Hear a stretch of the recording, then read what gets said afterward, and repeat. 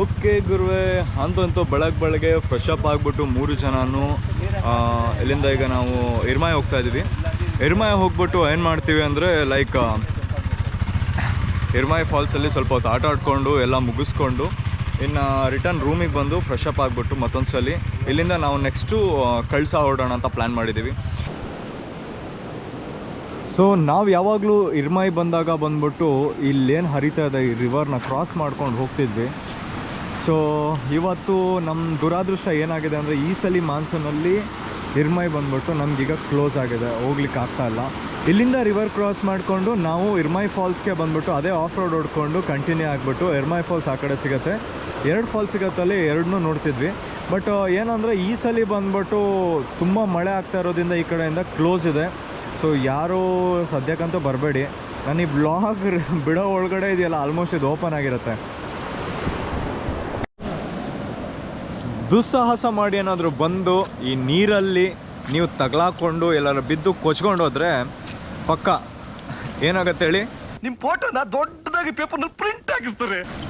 ಏನು ಹೇಳ್ತೀವ ವಿವೇಕ್ ಇದಕ್ಕೆ? ಪ್ರವೇಶ ಉಚಿತ, ಮರಣ ಖಚಿತ. ಮಗ ಸುಮ್ಮನೆ 390 ತೊಗೊಂಡ್ಬಿಡೋದಲ್ಲ, ಎಳಿಬೇಕು. ಹೊಳಿ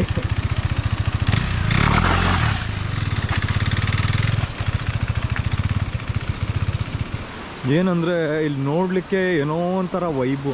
ಈ ಕಲ್ಲೆಲ್ಲ ಬಂದ್ಬಿಟ್ಟು ವಾಟರ್ ಫೋರ್ಸಿಗೆ ಏನು ಹೇಳ್ತಾರೆ, ಇದು ಸ್ಕ್ರ್ಯಾಚ್ ಆಗಿದ್ದ ಥರ ಹಿಂಗೆ ಉಚ್ಕೊಂಡು ಹೋಗಿರೋದು. ಏನು ಹೇಳ್ತೀರಾ ಹೇಳಿ ವೈಬ್ನ?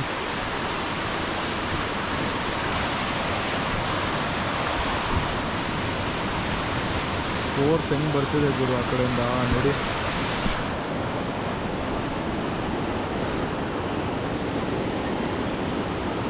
ಸೊ ನಾವು ಆ್ಯಕ್ಚುಲಿ ಇದ್ರ ಫಾಲ್ಸ್ ಹತ್ರ ಹೋಗ್ಬೇಕಿತ್ತು. ಇದು ಫಾಲ್ಸಿಂದ ಬರ್ತಾ ಇರೋ ನೀರಷ್ಟೇ.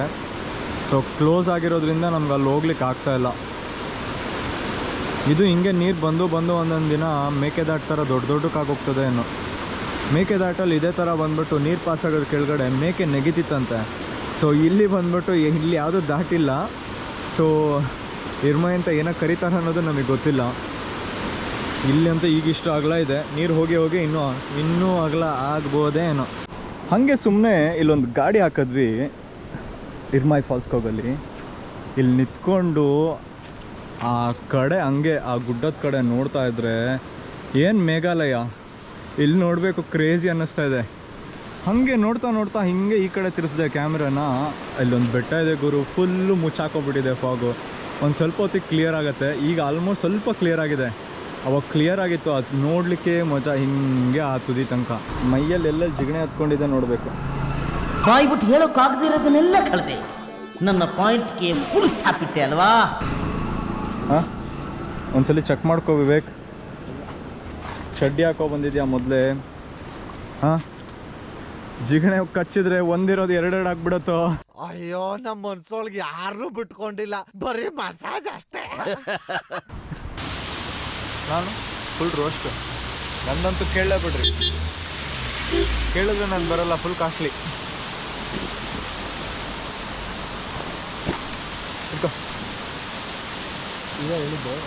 ಇದೆಲ್ಲ ಕಣೋ ಇದೇನಕ್ಕೆ? ಹಾಂ, ಇಲ್ಲಿದೆ.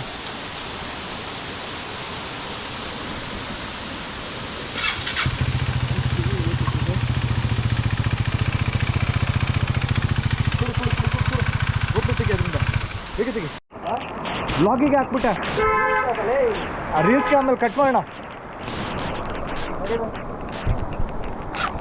ನೀವೇ ಮುಂದೋಗಿ.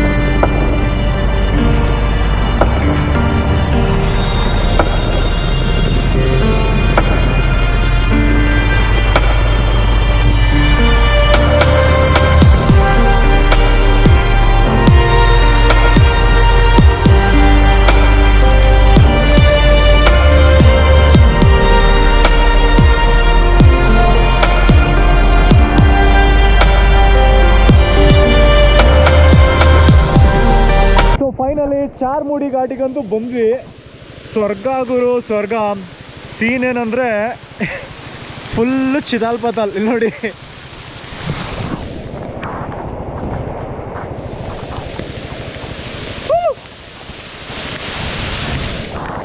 ಮಳೆಯಲ್ಲಿ ಹೆಂಗಂದರೆ ಆಲ್ರೆಡಿ ಹೆಲ್ಮೆಟ್ ಎಲ್ಲ ಬಿಟ್ಬಿಟ್ಟು ಬಂದಿದ್ದೀವಿ.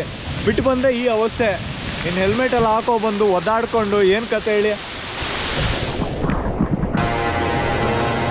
ಕರ್ನಾಟಕದ ಚಿರಾಪುಂಜಿ ನೋಡಿದರು.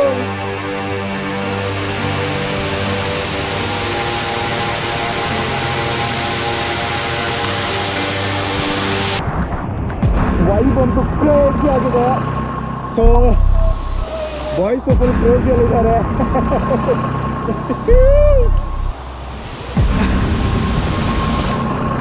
ಬರ್ತಾ ನೀರು ಜಾಸ್ತಿ ಆಗ್ತಿದೆಯಲ್ಲ ಗುರು. ಹೊರಡೋಣ.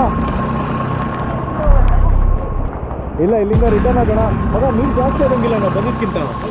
ಹಾಂ, ನೀರು ಜಾಸ್ತಿ ಆಯ್ತು ತಾನೆ, ಆ ಫೋರ್ಸು ಜಾಸ್ತಿ ಆಯಿತು. ಏನಕ್ಕೋ ಬೇಗ ಜೂಟಾಗೋಣ. ಇಳಿ, ಬಾ ಬಾ ಬಾ ಬಾ. ಕೀಯಲ್ಲಿ ಫೋರ್ಸ್ ಜಾಸ್ತಿ ಆಗ್ತಿದೆ.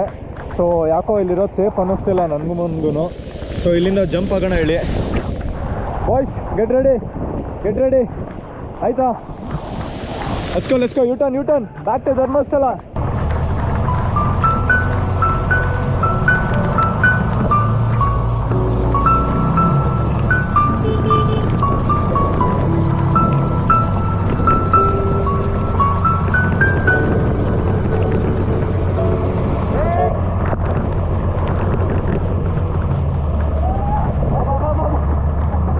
ಇಷ್ಟು ವರ್ಷ ಮಾನ್ಸೂನಲ್ಲಿ ಸಿಗದೆ ಇರೋದು ಒಂದು ಮುತ್ತು ಸಿಕ್ಕಿದೆ ಅಂದರೆ ಅದು ಇದೇ ವಿವೇಕ್ ಬೈ.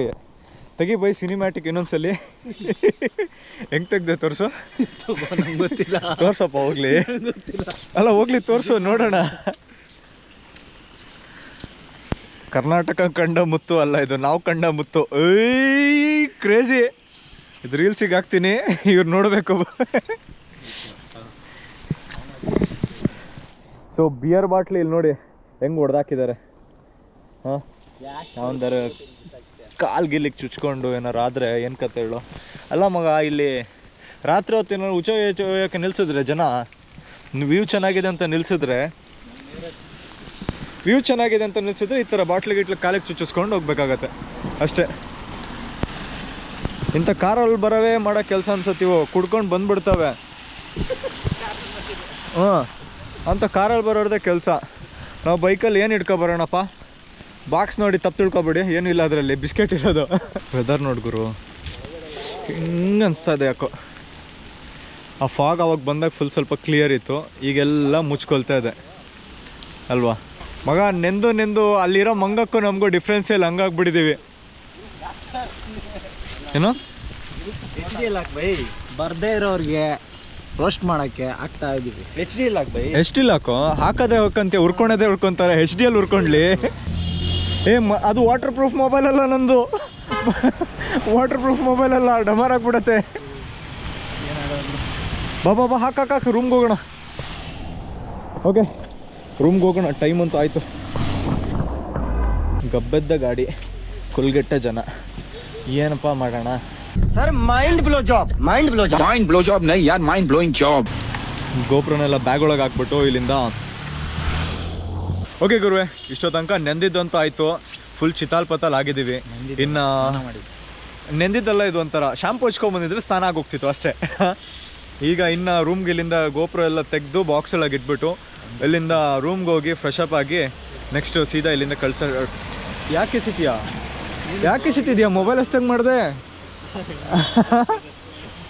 ಎಸಿತೀರಾ ಏನು ಮಾಡೋಣ ಹೇಳು. ಓಕೆ, ಲಗೇಜ್ ಅಂತೂ ಹೆವಿನೇ ಇದೆ ನಮ್ದು ಈ ಸಲ.